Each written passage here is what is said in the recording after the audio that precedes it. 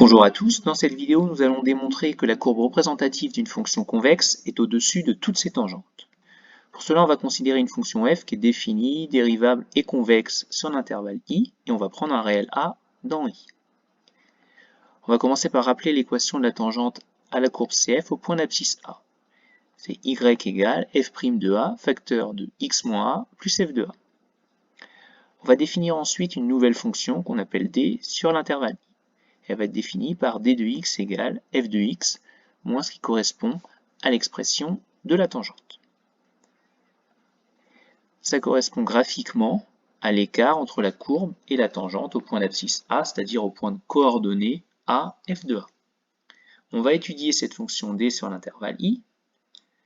C'est une fonction qui est dérivable sur i comme somme de fonctions dérivables. Avant de déterminer sa dérivée, on va développer son expression. Donc d de x, on peut l'écrire f de x moins, donc on va distribuer le f' de a par la parenthèse x moins a, ça va faire moins f' de a fois x, plus f' de a fois a, et il nous reste moins f de a, avec le moins qui est devant la grande parenthèse. On va maintenant pouvoir dériver ça, mais on a deux morceaux qui apparaissent ici en vert, qui sont des constantes, toutes les deux. Donc il va avoir un rôle particulier en dérivant. Donc d' de x va pouvoir s'écrire f' de x, hein, si on dérive le premier morceau. Ensuite on a une constante fois x, donc c'est comme une fonction affine. Donc on va avoir moins f' de a. Et le dernier morceau qui est uniquement une constante, sa dérivée vaut 0. On va réécrire donc cette dérivée. On sait aussi que la fonction f est convexe. Comme f est convexe, f' va être croissante sur i. Alors on voit ici que nous on n'a pas tout à fait f' tout seul, on a bien f' de x moins f' de a, mais f' de a c'est une constante. Donc comme f' était croissante et que d' c'est presque la même chose mais avec moins une constante, le d' va être également une fonction croissante sur i.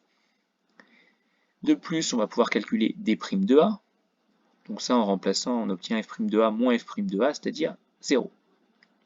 Ça va nous permettre de construire le tableau de variation de la fonction d' sur l'intervalle i.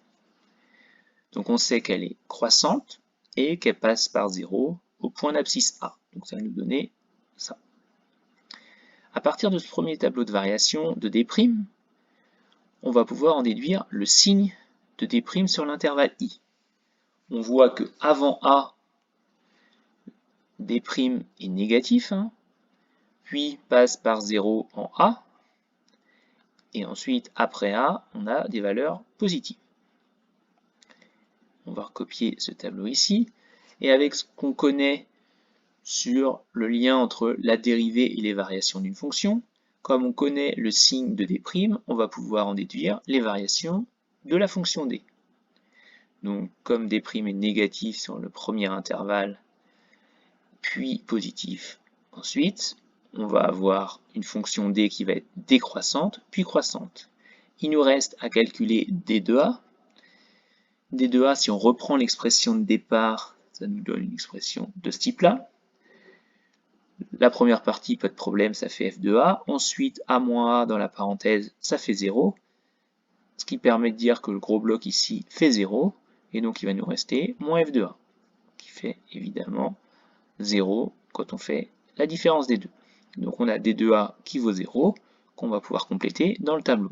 Ça va nous permettre de dire que pour tout x dans i, on va avoir d' de x qui est supérieur ou égal à 0.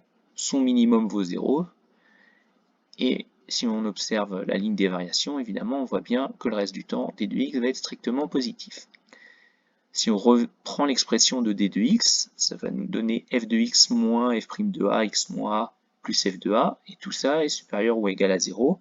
Et quand on réordonne ça en remettant la grande parenthèse dans le membre de droite, on obtient f de x supérieur ou égal à f' de a, facteur de x moins a, plus f de a. Et ça veut bien dire que la courbe CF, elle est au-dessus de sa tangente, hein, au point d'abscisse A. Et comme on avait pris un A qui était un réel quelconque dans l'intervalle I, si on fait varier la valeur de A, hein, ça nous apprend donc que peu importe la valeur de A, donc sur tout l'intervalle I, la courbe CF va être au-dessus de toutes ces tangentes. Merci pour votre écoute et à bientôt.